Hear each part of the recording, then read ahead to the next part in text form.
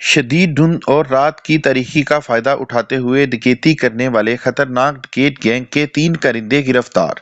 District police officer Okara captain retired Mansoor Aman کے احکامات کی روشنی میں D S P organised crime Hafiz Saeed Ahmad کی ہدایت پر سی آئی اے انچارج فرق شہزاد نے اپنی ٹیم کے ہمراہ کارروائی کرتے ہوئے تھانہ صدر اکاڑا کی حدود میں ڈکیتی کی نیت سے چھپے ہوئے 3 ملزمان کو گرفتار کر لیا۔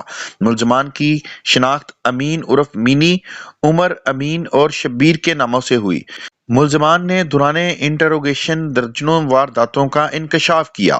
ملزمان کے قبضے سے 3 عدد پسٹل، نقدی 1,30,000 روپے، مسروقہ موبائل برآمد کیا گیا۔ یہ ملزمان پولیس کو ڈکیتی کے 12 مقدمات میں مطلوب تھے۔